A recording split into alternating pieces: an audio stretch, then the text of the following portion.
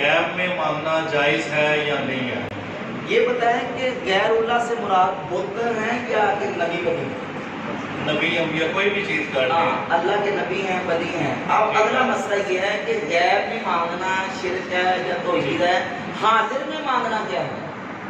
یہ تو حاضر میں اس طرح سے وہ کہتے ہیں کہ قرآن پاک کی آیت ہے وَتَعَاوَنُوا عَلَى الْبِرِّ وَالتَّقْوَىٰ کہ نیکی اور بھلائی کے کاموں میں ایک دوسرے کی مدد کرو اور برے کاموں میں ایک دوسرے کا ساتھ نہ دو. اس کا مفہوم ہے حاضر میں کسی بندے سے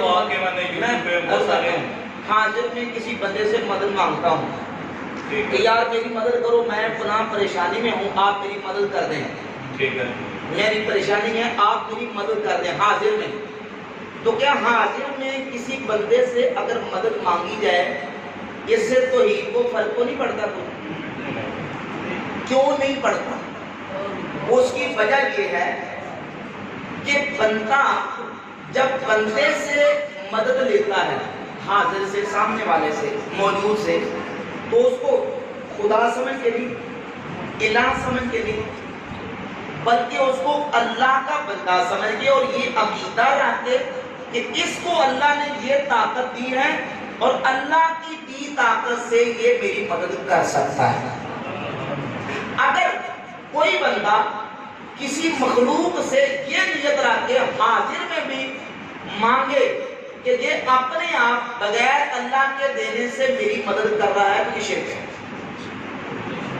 سمجھ آ رہی؟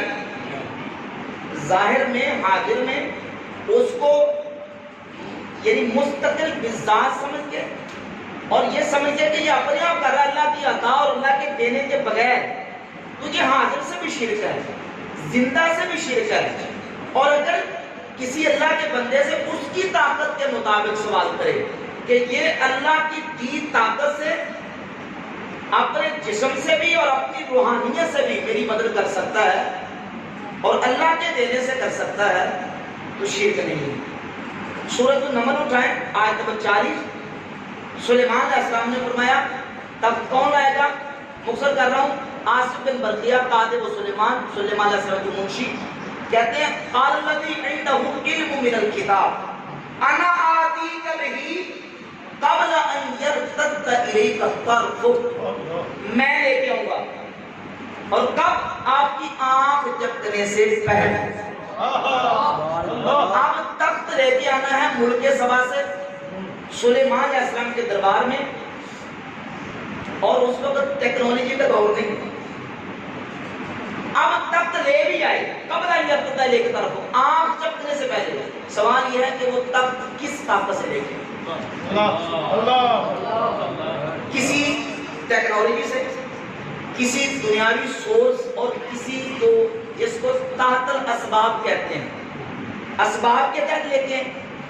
کون سا سبب تھا جس سبب سے وہ تخت سلیمان علیہ السلام کی بارگاہ میں لے گئے؟ گوگل سے ما فوق الاسباب لے کے، بغیر کسی سبب کے اور بغیر ظاہری جو جسمانی طاقت کے، وہ لے کے ہیں روحانی طاقت کے ساتھ.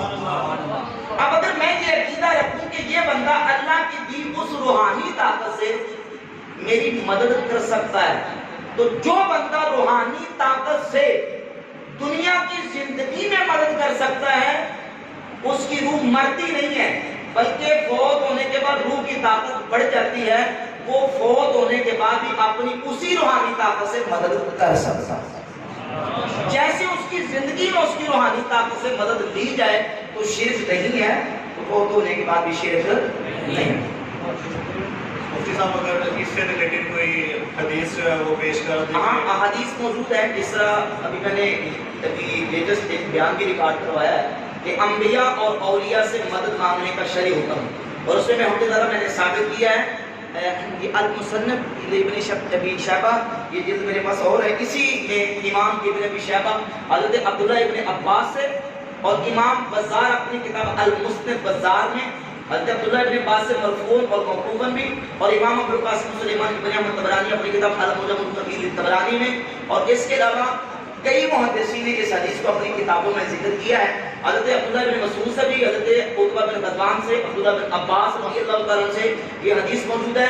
اور نبی پاک صلی اللہ علیہ وسلم کہ ان صحابہ سے حدیث بھی ہے اور ائمہ محدثین کا حدیث بھی عمل بھی ہے.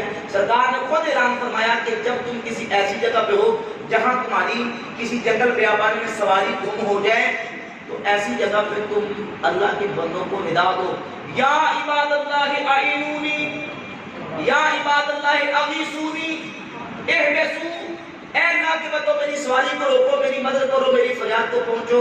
تو فرمایا کہ اللہ کے بندے تمہاری مدد کرتے ہیں. سبحان اللہ. اب یہ حدیث جو ہے کم از کم درجہ حسن کی ہے, اور اگلی میں بات جو کرنے والا ہوں اس حدیث کے مطابق اہل سنت کے امام جن کو دوسری پارٹی بھی امام مانتی, امام احمد بن حنبل, امام احمد بن حنبل سے مسائل احمد بن حنبل میں ان کے بیٹے عبداللہ, اور امام ابو بکر احمد بن حسین بیہقی اپنی کتاب شعب الایمان میں صحیح سند کے ساتھ, ناصر الدین البانی نے اس کی سند کو صحیح مانا ہے, امام احمد بن حنبل کا عمل نقل کرتے ہیں. احمد بن حنبل فرماتے ہیں میں نے 5 حج کیے ہیں, 3 سواری پر اور 2 پیدل. ایک سواری میں میں رستہ بھول گیا, تو جب رستہ بھولا تو میں نے یہی کہا یا عباد اللہ کلونی, اے اللہ کے بندوں میری رہنمائی کرو. فرمایا میں پکارتا رہا حتیٰ کہ میں رستے پر چڑھ گیا. سبحان اللہ. اللہ کے بندوں کو امام احمد بن حنبل نے پکارا. اگر یہ پکارنا مطلقاً شرک ہے تو احمد بن حنبل کا کیا کرو گے؟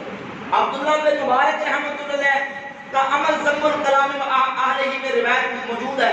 یہ امام عبداللہ بن مبارک کا عمل یہ ہے. امام طبرانی اس حدیث کو بیان کر کے کہتے ہیں جرب ذالک, اس کے مطابق عمل کیا گیا. امام نووی کتاب الاذکار میں حدیث بیان کرتے ہیں, کہتے ہیں میرے بڑے بڑے اہل علم شیوخ نے اس کے مطابق عمل کیا ہے. تو کیا نگران دی گیا کہ اللہ کے بندوں کو اس طرح کی نیت کے ساتھ اگر کوئی پکارے تو شرک نہیں. شرک یہ نہیں ہے کہ اللہ کا بندہ اللہ کی عطا سے مدد کرے تو وہ شرک ہے. شرک کہتے ہیں اس بات تو شریک بالالوہیہ بمعنی وجوب الوجود کمال الوجود اور بمعنی استحقاق عبادت کمال عبادت الاسلام. شرک یہ ہے کہ کسی بندے کو واجب الوجود مانا جائے, کسی مخلوق کو واجب الوجود مانا جائے, اس کو عبادت کے لائق مانا جائے, یہ شرک ہے.